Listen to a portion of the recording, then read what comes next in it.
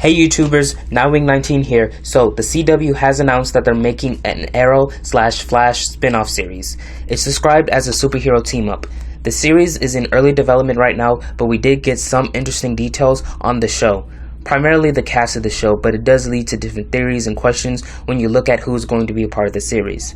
So, the cast. It's going to star Brandon Routh, who plays Ray Palmer, aka The Atom, Wentworth Miller, who plays Captain Cold, Victor Garber, who plays Martin Stein, one half of Firestorm, and Caity Lotz. Brandon Routh is the only actor out of the cast for this new series that doesn't raise any questions. Originally, the spinoff was supposed to be an Atom spinoff, but it turns out that it's something much bigger now. Think of this spinoff as the Justice League of DC TV, only they won't call themselves that. There are many names for superhero teams in the DC comics. I think they'll try to stray away from anything that says Justice or League.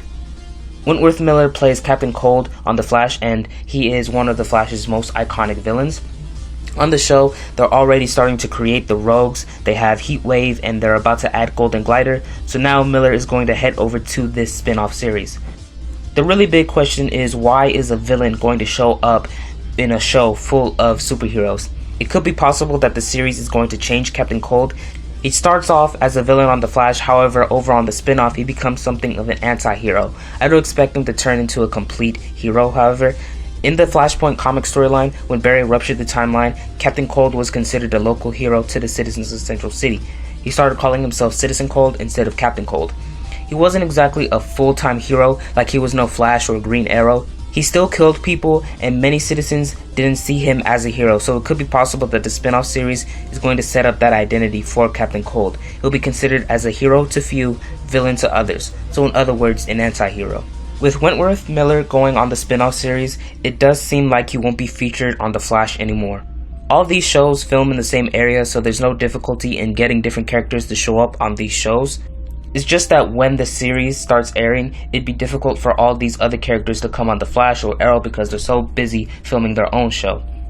I'll still expect Wentworth Miller to show up on The Flash, but it won't be as prominent as I wanted it to be. Really, I wanted Wentworth Miller to show up next season on The Flash more than he did in this season, and so far he's appeared in 2 episodes, and he has another appearance coming along in episode 16. Victor Garber plays Martin Stein, who is one half of the superhero Firestorm. Interesting enough, Robbie Amell was not on the cast for the spin-off. It could be possible that he's still in talks for showing up on the series, or he won't show up at all. Victor Garber could be heading to the spin-off on his own, while Robbie Amell will remain on The Flash. The big question is, what is going to happen to Firestorm? They've explained it that you have to have 2 people to operate the Firestorm Matrix. In the New 52 comics, Ronnie Raymond and Jason Rusch operate the Firestorm Matrix. Jason Rusch, prior to the New 52, was the new Firestorm after Ronnie had died in Identity Crisis.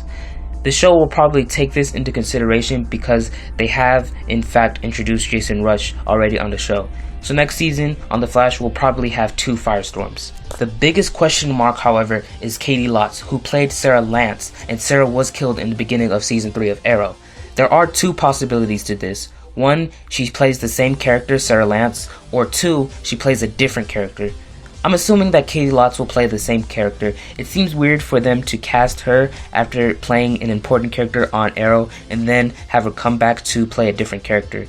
Every time you see her on this new spin-off series, if she was playing a different character, it'd be hard to see her as that new character. You'll just always go back to Sarah Lance, aka the Canary. How they're going to bring Caity Lotz back is pretty simple. The executive producers have not yet confirmed that the Lazarus Pits exist on Arrow, but it does seem likely that they do. We've seen Roz bathe in a tub twice already this season, and he's made references to his age. The most recent reference was that he met a magician in 1854, so that does confirm that Roz has been around for more than a century. Even if the actual Lazarus Pit doesn't exist, there's still some way Roz has stayed alive for so long. Whatever this is, whether it's a Lazarus Pit or not, that device will be used to resurrect Sarah. There are some consequences to bringing someone back from the dead via the Lazarus Pit. It depends on how long you've been dead for. The longer you've been dead, the more savage and broken you become. Sarah has been dead since the beginning of the season, and Arrow goes by real time, so when the first episode aired in October, it was October in the show. So Sarah has been dead for 4 months now. When the series premieres in the fall, and I do think that the series will premiere in the fall, it will be at least 1 year since she died. So in other words, Sarah will not be the same Sarah that we've seen before. The number one rule in comics is that no one stays dead forever. There are some fan speculations that time travel is a factor in why Caity Lotz is going to be on the spinoff. There's no way that time travel is going to be a factor in why Caity Lotz is showing up on the spinoff, because Sarah's death is the reason for the entire third season of Arrow so far. Because Sarah died, that led to Oliver fighting Roz and losing, Laurel becoming the Black Canary, and Oliver being given the offer to become the heir to the demon. If it wasn't for Sarah's death, the entire third season wouldn't be happening, so bringing Sarah back via time travel really undoes the entire plot for Arrow Season 3. So other than the cast, the CW did confirm that 3 new DC characters will appear that have never appeared on TV before. I can't think about any comic book characters off the top of my head right now, but when theorizing on who these 3 mystery characters could be, remember that these characters have never appeared on television before, and that whoever these characters are, it can't be someone major in the comics. When I say major, I mean pretty much the entire Justice League, like the first 7 members of the Justice League. There are some cases where a secondary character from the comics can't be used on TV. Take for instance Ted Kord. Originally, Arrow wanted Ted Kord to appear in the 3rd season, however when the executive producers at Arrow asked permission from DC execs to use Kord on the show, the execs said no, you can't use Ted Kord. So when theorizing about which characters will show up on the spinoff, you have to think about characters who aren't as big as Batman and Superman, and that they have never appeared on television before. So here's my question for you. Are you excited that the Arrowverse is expanding? And tell me what you think about the idea of a superhero team-up show in the comments below. Personally, I'm okay with the decision. However, the only problem I have is the cast and how half of the characters raise a bunch of red flags. But I will support Arrow and The Flash by doing videos for the show when it comes out. It's unknown when the show will film its pilot. If they film it before the Arrow and Flash finales, then it will probably come out in the fall season. Subscribe for more updates on Arrow and The Flash. Subscribe to my other channel, Jedi450, and follow me on Twitter, Instagram, Facebook, and Tumblr for more news on this new spin-off show. Thank you so much for watching. Bye.